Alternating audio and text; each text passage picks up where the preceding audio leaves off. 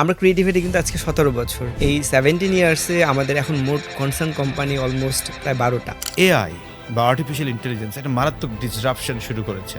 আর last আইএলওর একটা report বলতেছে next 5 ইয়ার্সে 60% কাজ শিফটিং হবে। 60% ফেসবুক কমিউনিকেশন আমার প্রায় 12 জন মেয়ে কাজ করে শুধু ফেসবুকে রিপ্লাই দেওয়ার জন্য।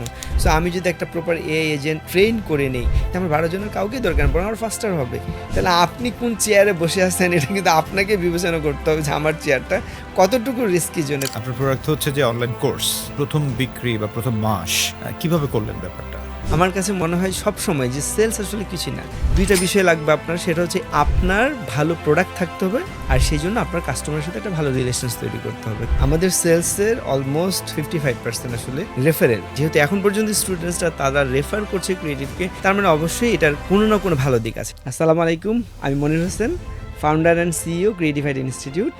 আজকে আড্ডা দিতে এসেছি আমাদের ইফতি ভাইয়ের সাথে সেলস পডকাস্ট নিয়ে। সেলস নিয়ে কথা বলবো, আমাদের সাথে থাকুন। মনির ভাইয়ের সাথে আছি আমি ইউসুফ ইফতি। আপনারা সবাই জানেন সেলস লিডারশিপ ট্রেনার মনির ভাই। আজকের এই পডকাস্টটা না অসাধারণ হবে। যারা আমরা অনলাইন সেলস, স্পেশালি আইটি সেগমেন্টের অনলাইন বা কল সেন্টারে কাজ করছি, এই মানুষদের জন্য এটা হবে একটা সুপার ডুপার পডকাস্ট। দেখতে আমাদের সাথে থাকুন।